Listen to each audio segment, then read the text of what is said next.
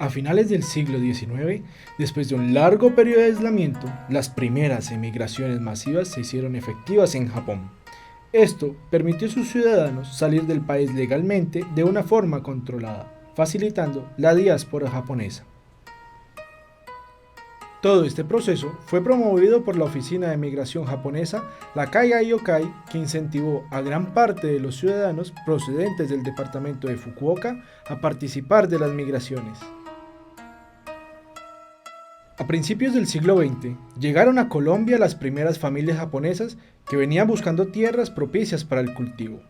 Así fue como se asentaron inicialmente en el Jaguar de Corinto, Cauca, lugar donde comenzaron a implementar el cultivo de los cereales. Posteriormente, se trasladaron a la zona rural de Palmira, donde implementaron los procesos de industrialización del agro, haciendo uso de los primeros tractores. Además de estas transformaciones socioeconómicas que influyeron positivamente en la forma de trabajar el campo, los japoneses, con su cultura y sus valores, dejaron una huella indeleble en la región al impulsar el trabajo en equipo, el respeto a los demás y la solidaridad.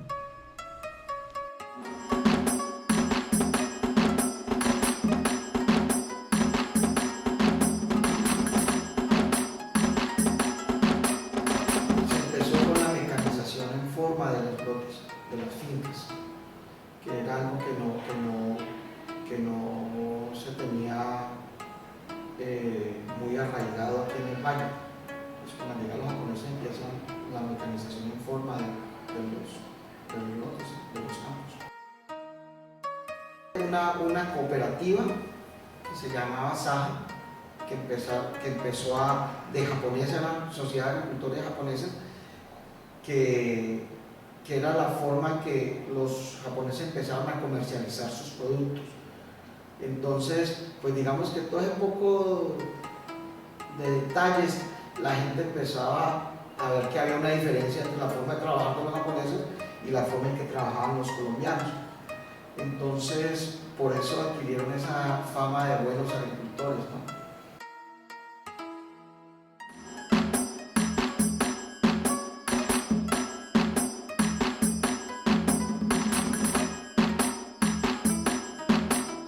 Había un predio que se compró con ayuda de la oficina de la Kaigai Kyokai de Japón.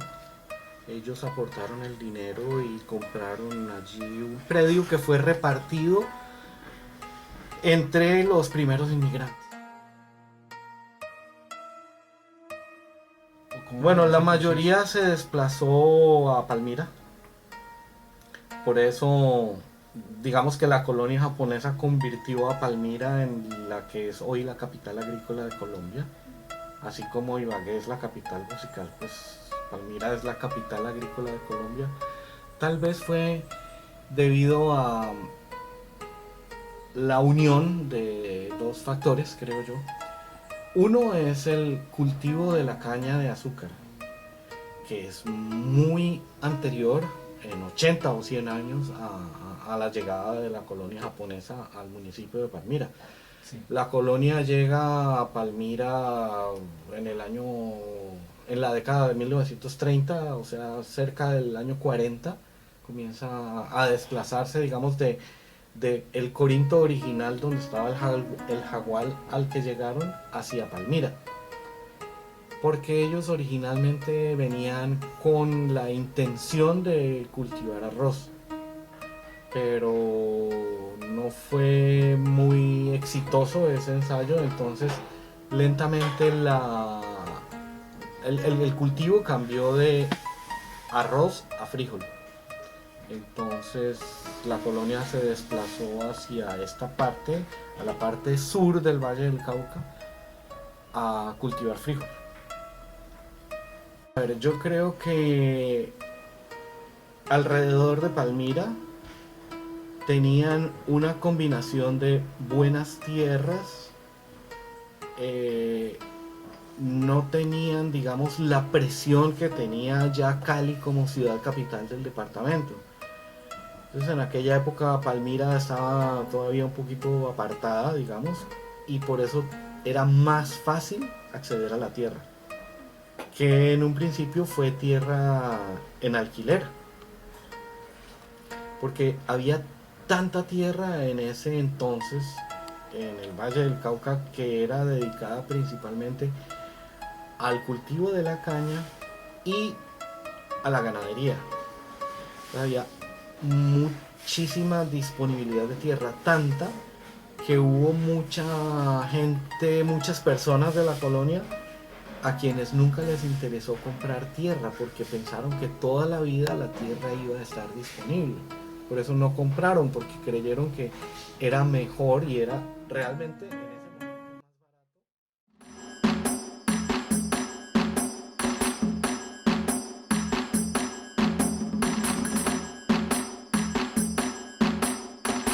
Mi padre me contaba que cuando ellos llegaron,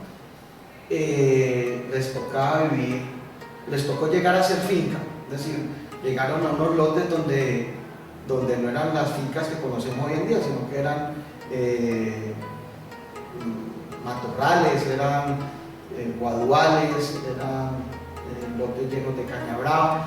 Entonces les asignaban un lote, ese es el lote de ustedes, y tenían que entrar por organizarlo, por quitar todo ese material vegetal que estaba allí, organizar, decían que se acostaban por las noches y veían, eran en esterilla las casas, y decían que veían el cielo estrellado cuando se acostaban porque a través del cielo, de las esterillas de los techos, pues se filtraba la noche, pues, y veían las estrellas, ¿no?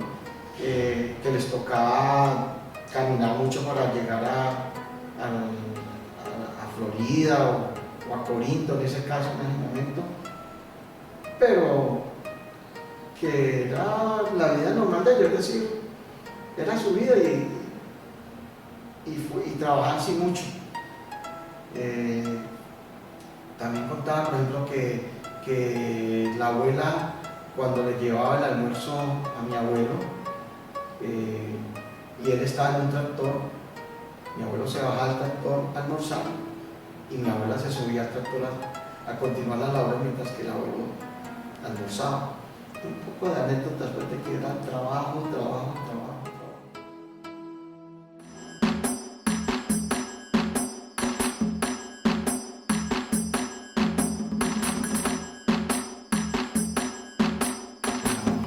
Yo diría que la sensación que hay es como de honestidad y trabajo. Entonces yo creo que esas dos palabras abren puertas. Cuando a ti te miran como una persona honesta y trabajadora, pues no hay prevención contra ti.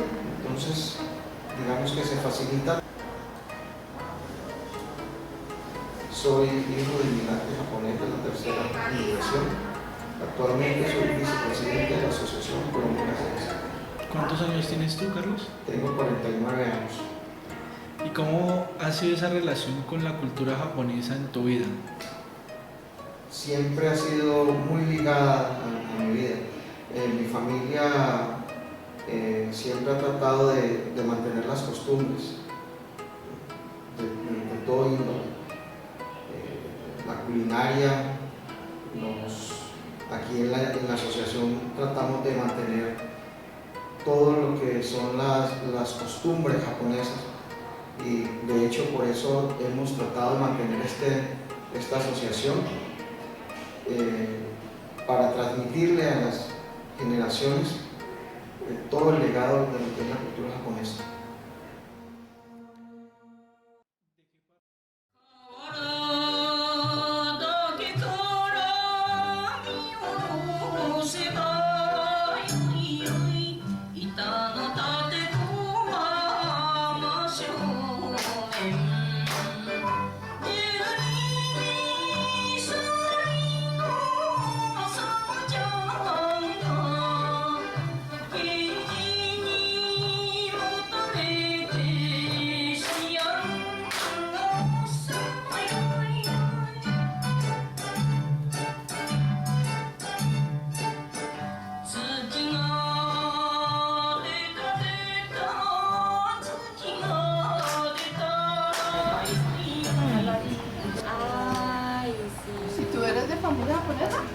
Tengo ascendencia de mi tatarabuelo. Él era japonés, pero por la relación que había con la familia, al parecer llega antes de las migraciones que son registradas. Entonces, él se cambia el apellido y el nombre. Y la relación histórica con la familia no era muy buena. Y él no le contaba a los hijos mayor cosas sobre su tradición japonesa. Entonces se empezó a perder esa historia de ese lazo familiar. Entonces ya cuando yo me di cuenta a partir de mis radios de contarle a mi papá y a mi abuela, es que me empezaron a contar lo poco que sabía, y es que nace de deseo de indagar, de conocer un poco más de cómo funciona, cómo fue todo el proceso de la migración, cómo ha sido la transformación, la adaptación, la permanencia de esas tradiciones. Por eso empecé a conocer, a investigar, a hablar directamente con ustedes que finalmente lo han vivido. Pero tu mamá, ¿quién era japonesa? ¿Tu papá o tu mamá? Era el abuelo de mi abuela paterna. Claro, son 5 generaciones. El abuelo, el hijo, mi abuela, mi papá y yo. Sí, yo sería un 5 generaciones. Tu papá es descendiente. Sí. Como ella le mandó ¿Y qué regalos. apellido tiene tu abuela? ¿Era Carla? Con el apellido es el tercero, sería el tercero mío, que él se cambia el Shoyama, que era el apellido, por García, que era el común en Versalles Barrio, que es donde él llega.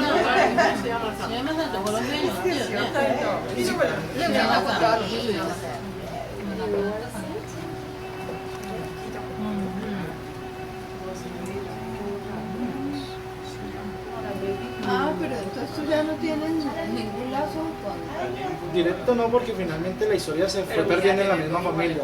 Las hijas, las nietas no le pusieron mayor atención a lo poco que contaba el abuelo, porque él se limitaba mucho a contar los relatos sobre Japón, porque finalmente él venía como huyendo de algo en ese momento. Qué bueno.